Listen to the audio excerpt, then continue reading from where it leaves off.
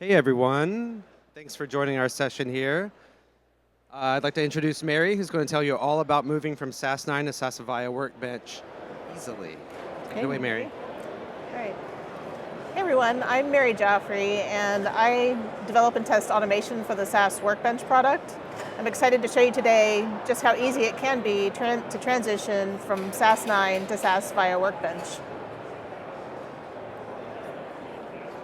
We're celebrating SAS's 50th anniversary this year, and I would not be surprised if some of your programs have been evolving for 20 or even 30 years. Maybe they've been around even longer.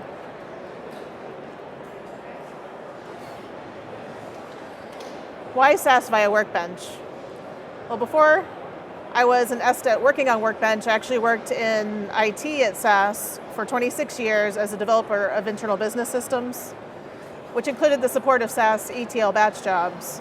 So when I first learned about the new Workbench product that was under development a couple of years ago, my first thought is that I would have loved this in my old job. So I was excited to be able to work on it and be a part of it myself. The SAS extension in VS Code has a very SAS DMS look and feel. Here we have an example of running SAS, like a SAS program in VS Code in a Workbench. As you can see, you've got your program editor type environment, and at the bottom we have a log, and you've got your results window over to the right. As a bonus, on the left-hand side, you can see all your source control where you can develop, test, and update your SAS programs all in one place. So the VS Code SAS extension is automatically deployed in a VS Code Workbench. You can see the SAS button on the left-hand side, and that will take you to like a SAS Libraries Explorer type window, where you can view the current allocated libraries and tables within them, just like you're used to in, say, PC SAS or maybe Enterprise Guide, whatever you may be using today. My demo is focused on running SAS in VS Code with workbenches and jobs, but you can do so much more than that with Workbench. We've got Jupyter Lab and Jupyter Notebook for running Python notebooks, and the new SAS Viya Python library for SAS's high performance analytics. You can run R in VS Code and Jupyter Lab. You can also run SAS notebooks in VS Code. Here we have an example of what a Python notebook in Jupyter Lab might look like when you run it with a Workbench. This and the earlier SAS example are shown from the examples repo linked in the Workbench README if you get in to try a Workbench for yourself.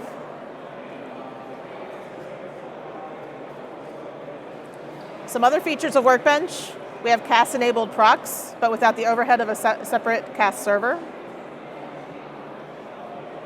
We have the ability to run enterprise guide programs against a Workbench server to take advantage of the new features, like the new AI procs and these things that are not normally available in a SAS 9-backed enterprise guide client. We also, coming later this year, we have got custom Workbench environments, which will allow, if you need to do a lot more advanced things for your customers, you'll be able to create your own environments for your teams to use internally.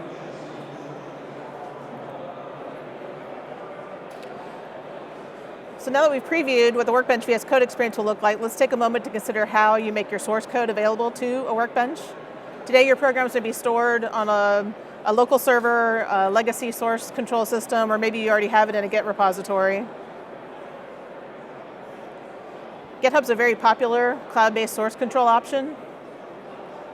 I'll be demoing GitHub as an easy place to store and track and share your SAS, Python, R, Bash, other code that you can run in a Workbench. Your documentation can live there as well. It's pretty simple to upload your current code to GitHub, where each developer can access, update, and run those programs via Workbench with VS Code. So with this in mind, there's just 3 easy steps to get your code into the cloud and running on a Workbench. First, you get to create a GitHub repository and upload your files to GitHub. This is just an example. You may have other ways you prefer, but this is, again, a popular choice today. Next, we'll go into SAS Viya Workbench We'll create a persistent home volume, which will store your configuration files like your SSH keys and SAS configuration files. And then we'll clone that GitHub repository down into a workbench. And there will be next step after that with real code. You're only going to need to change your path references and things like that. So we have a macro and environment variables are automatically set up to make that easier for you as well on Workbench. And then you're ready to go and run SAS. So let's see what that could look like. Oops.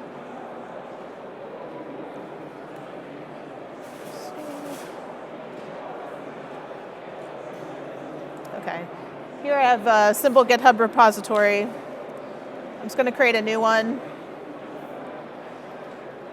Give it a name. You can make it public or private. There's a lot of options in GitHub. I'll create the repository. And then you see we have an option here to upload an existing files to that repo. So we'll select that.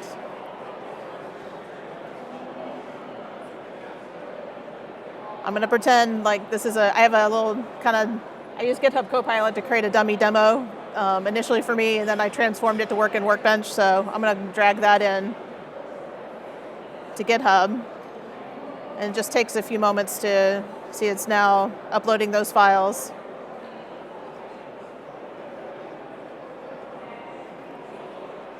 Once that's done, you just commit.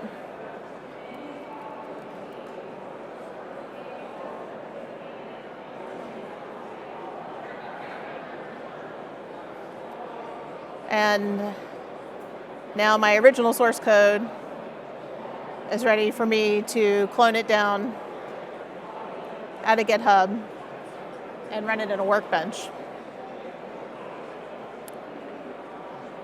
So the next step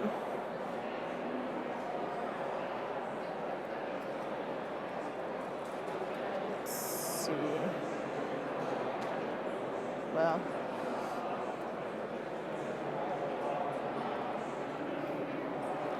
excuse me while I switch between the demo and the slides.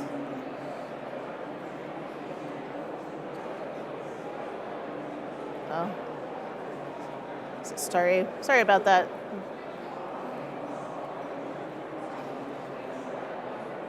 Lost my place.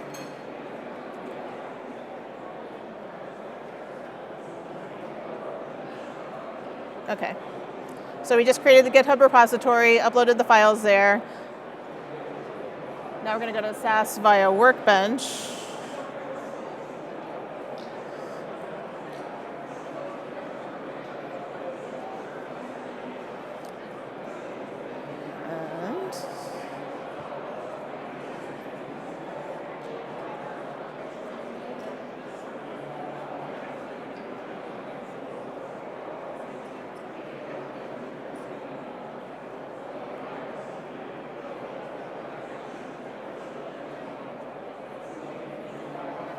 The network's a little slow here in the environment with everybody accessing it at the same time.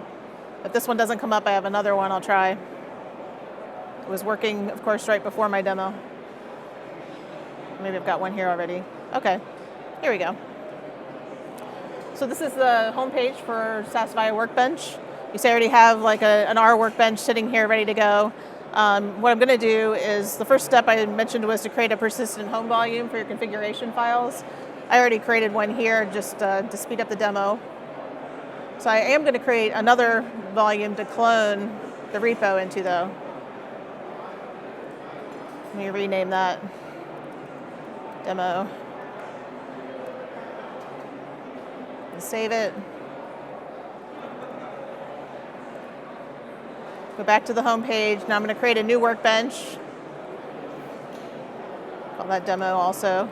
Using that storage I just created. I'm going to start that workbench. And while that's starting, let me get back to actually not that.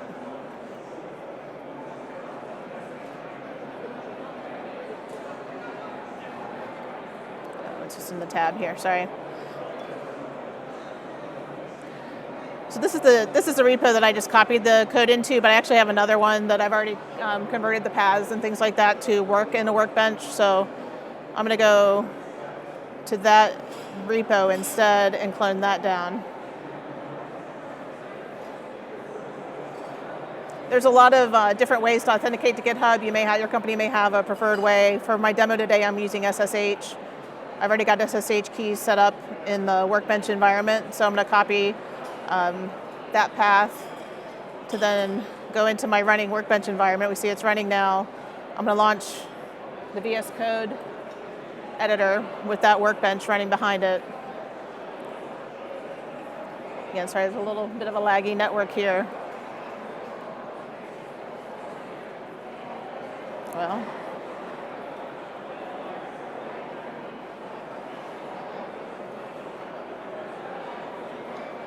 here it's coming now. Forgive the delay a little bit here. Hopefully it should be up shortly. If I stop and refresh. There we go. Okay, so if you've used VS Code before, this looks like a lot like this, only it's running in the cloud. It's not running on your local laptop or desktop. I'm going to go to a new terminal window. I'm going to type here git clone and paste in the URL that I copied from GitHub. You see now it's copied all the code from that repo here, and it's available now in these files. I've got a variety of programs to run here. The one I'm going to show you right now is I've got an ETL mapping program. You see I'm using the Amper workspace path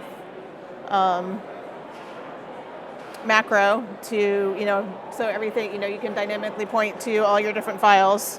So all that conversion's already been done. We've got the SAS running man up here in the top. Just hit run. Again, we've got like very program editor look and feel. If you're used to PC SAS, your trusty SAS log here at the bottom. And then when it's done in a moment, we'll get a results window that pops up here.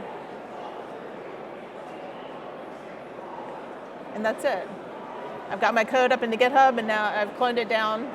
And by cloning it down here and keeping it in the GitHub repository, that allows you to share this code with your teammates. Everyone can have their own workbenches where they clone this code down. They can make changes, commit them back up. You see we've got, if I were to make changes to this, I can come over here and commit those changes from Workbench into the GitHub repository. And then later I'm going to show you how you can use that same cloned down code in your jobs. So let's go back. Oops.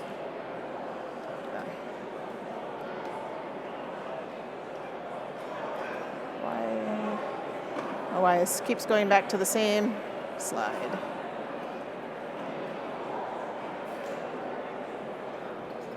Okay, so I was talking about the config files are in that persistent home volume, and that's the persistent home volume is going to be under the /home/SAS folder. And there we've got things like the SSH keys are already created for you. There's a user called SAS when you run a Workbench. So Workbench creates the public SSH key for you and stores it in that persistent home volume, which you can then copy up into your GitHub repository keys, use it from there.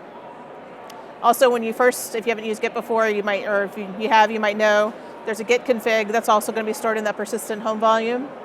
You see that over here. You're going to have to give it a username and an email address so that you can commit code to your GitHub repository. So I did all that before the demo, but it's if you get access to my PDFs or the PDF of my slides, you'll see more details about that.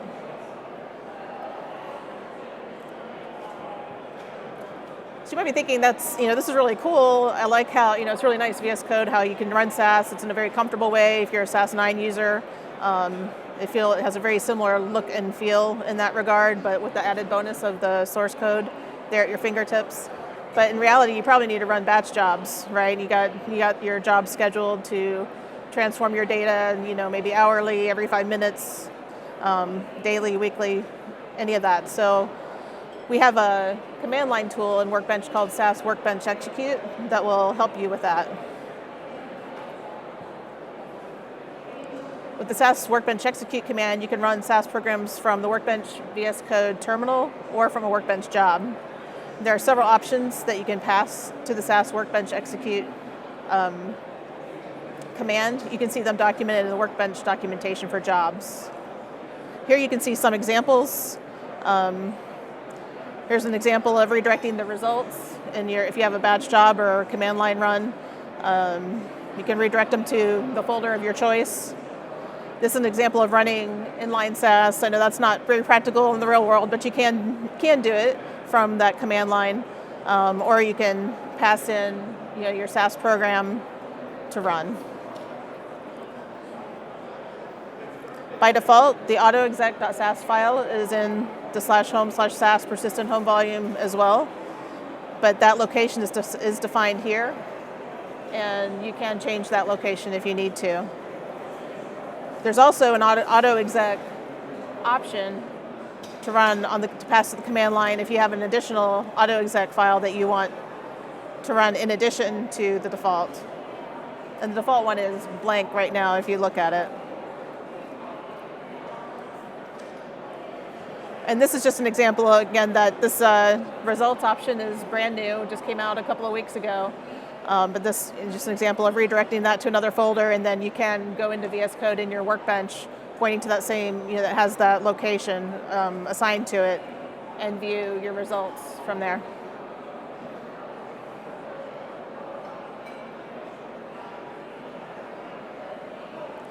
So that leads us now into jobs and job scheduling. I mentioned that I was really excited about Workbench and how I would love that in my old job, but the thing that was missing was the job scheduling. We didn't have that yet, but we do. I think it was in January when that came out of this year. So we'll go ahead and get into that. This is just an example of what a listing of some of your job definitions may look like. You can run them on demand or on schedule.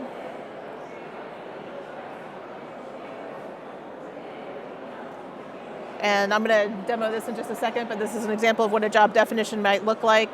And we'll be able to view our logs. You can see when the next scheduled run is.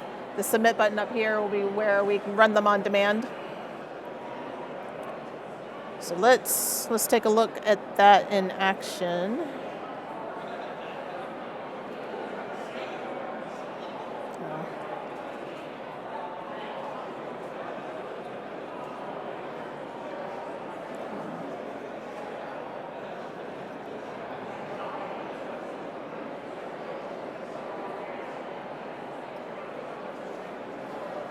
So I'm going to close out of my Workbench here. We'll stop that Workbench. And you can see here we have one Workbench with a demo folder and one with my folder allocated. I've actually got the same repository cloned down to both of those Workbenches, so I could technically run my jobs against either of those storage locations. So we click on this little cogwheel on the left-hand side, that takes us to our job definitions. You see here I've got some examples of running Python notebooks from a job. These are basically like anything you'd put on the terminal command line. You can put multiple commands there. This is an example. If you can list out multiple commands to run in each job, you can mix up the SAS Workbench execute with other type, bash commands or Python or whatever executables you need to run. What I've actually got set up is kind of like more of a real world example. Is you probably have like a bash script that you run every day or every hour, whatever it is, to run your code.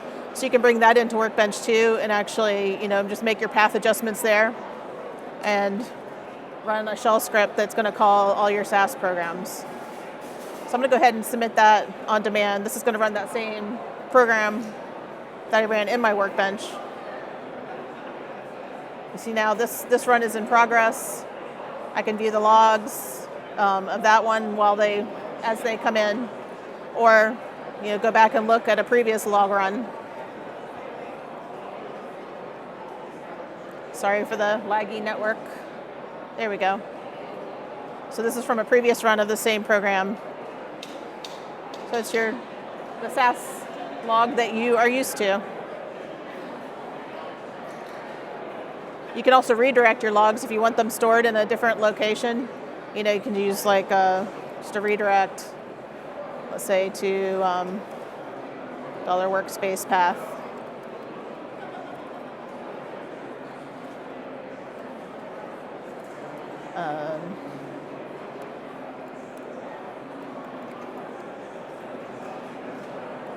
Something like that. Whatever, if you have another place set up, you can redirect your logs. So you need to give it a name, like my log. Oops. / my log text, maybe. So you can make changes there and save it, and then run that command as well. I mentioned scheduling jobs. At the bottom here, you see we have options. You have no schedule if you just want to run them on demand, something you're playing around with. Got a simple recurrence, lets you select daily or weekly and put time intervals. You can also put in cron expressions. I like how if you change your cron expression here, it's going to translate it. It'll tell you here what you just set up and makes it pretty handy. And again, we'll see in this job definition overview, you see those listed here, the ones on schedule and the ones that are not. So let's go back.